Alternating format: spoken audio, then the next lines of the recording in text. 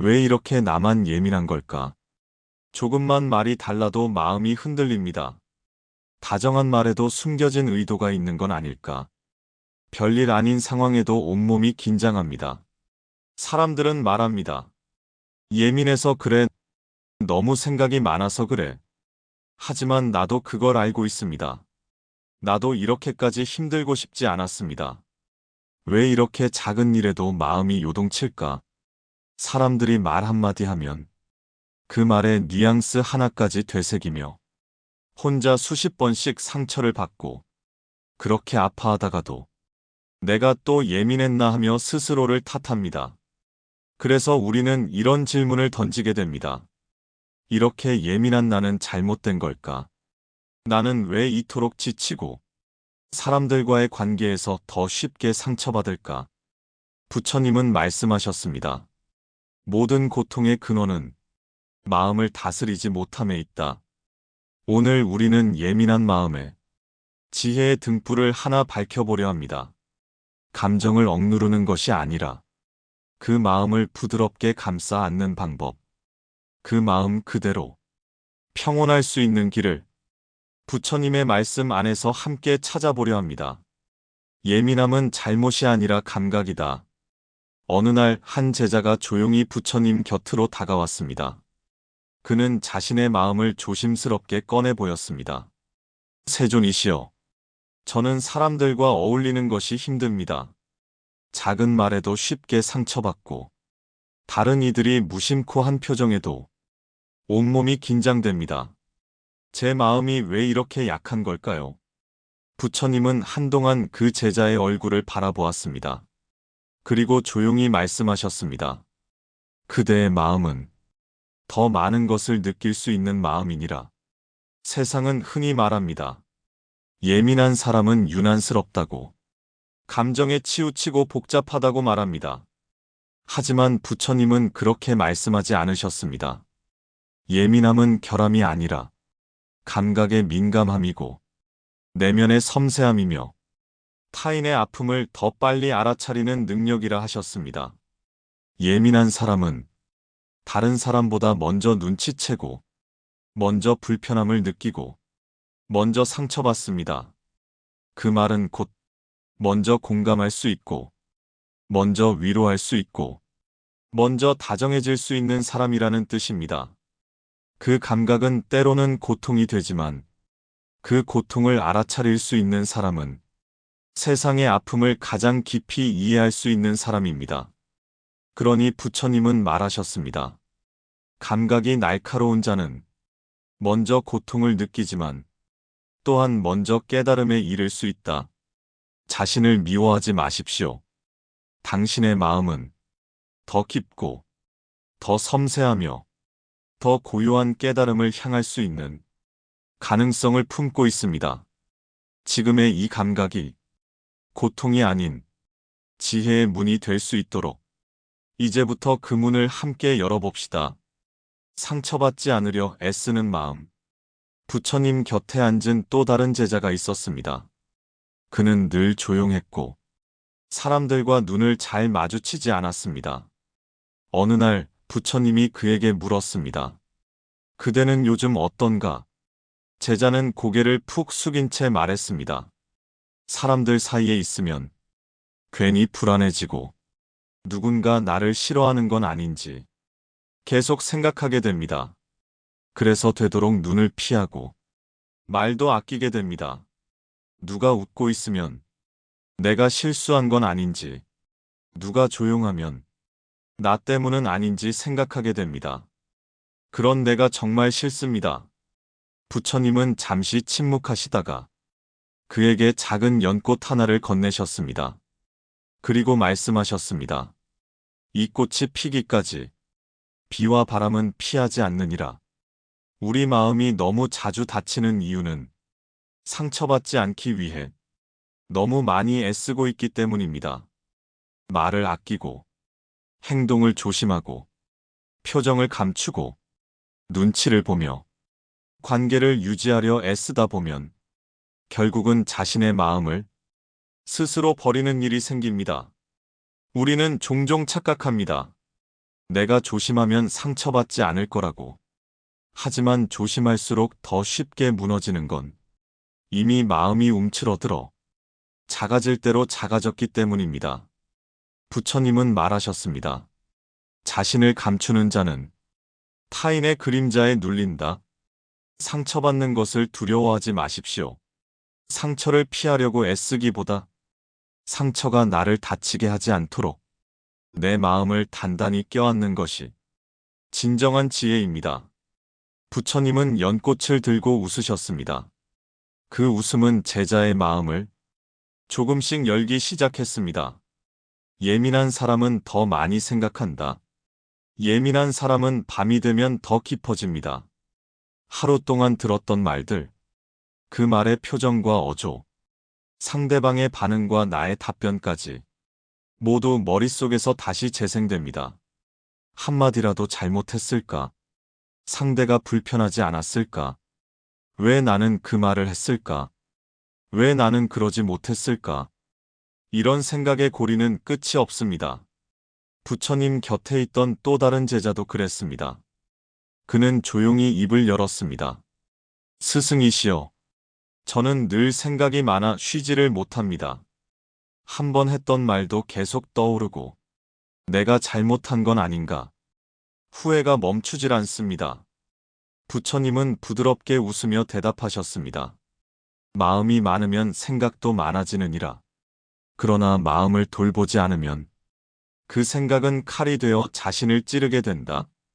예민한 사람의 가장 큰 고통은 사건이 아니라 그 뒤에 남는 감정입니다. 사람들은 지나가면 잊지만 예민한 사람은 오래도록 곱씹고 마음속에서 되새김질을 합니다. 그 반복은 결국 스스로를 괴롭히는 화살이 됩니다. 부처님은 지나간 일은 노하라고 말씀하셨습니다. 생각이 떠오를 때 그것을 없애려 애쓰지 말고 그저 바라보라 하셨습니다. 구름은 흘러가고 물은 흐르듯 생각 또한 흘러가게 하라. 예민한 사람일수록 이 연습이 중요합니다. 스스로를 괴롭히는 생각에서 자신을 구해내는 연습. 그건 절대 무감각이 되는 것이 아닙니다. 오히려 더 깨어있는 마음으로 자신을 돌보는 일입니다. 부처님이 말한 마음의 고요함. 한 제자가 깊은 밤 부처님을 찾아왔습니다. 그는 며칠째 잠을 이루지 못하고 있었다고 말했습니다. 머릿속이 너무 복잡해서 조용할 틈이 없다고. 어떻게 해야 마음이 잠잠해질 수 있는지 묻자 부처님은 등잔에 기름을 채우며 이렇게 말씀하셨습니다.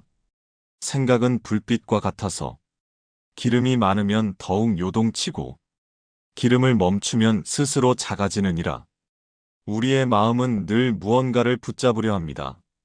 그게 말이든 감정이든 기억이든 조용히 흐르게 두는 법을 배우지 못한 우리는 계속해서 마음속 불빛을 흔들어 놓습니다. 예민한 사람에게 고요함은 무관심이 아니라 평온입니다. 부처님은 관이라는 수행을 통해 마음을 바라보는 연습을 강조하셨습니다. 지나가는 생각을 따라가지 않고 그저 바라보는 것. 불안이 떠오를 때 그 불안을 없애려 하지 않고 지금 이 마음이 불안하구나 하고 알아차리는 것. 그 순간 마음은 더 이상 도망가지 않습니다. 예민한 마음일수록 그 감정을 바라보는 힘이 필요합니다. 그게 바로 고요함의 시작입니다. 부처님은 말하셨습니다. 마음을 본 자는 세상을 이긴 자이다. 당신의 예민함은 세상을 깊이 바라보는 능력입니다. 그 예민함이 당신을 다치게 하지 않도록 지금 마음의 등불을 내려놓고 그저 바라보는 연습을 시작해 봅시다. 내가 나를 안아줄 수 있어야 한다. 어느 날 부처님을 찾아온 한 젊은 수행자가 있었습니다. 그는 깊은 숨을 내쉬며 이렇게 말했습니다. 스승이시여, 사람들 앞에서는 괜찮은 척하지만 혼자 있을 때면 자꾸 눈물이 납니다. 아무도 나를 이해해주지 않는 것 같고 나조차도 나를 잘 모르겠습니다. 부처님은 조용히 그의 손을 잡고 말씀하셨습니다. 그대가 가장 먼저 이해해야 할 사람은 세상이 아니라 바로 그대 자신이니라. 우리는 많은 시간을 타인의 인정을 얻기 위해 씁니다.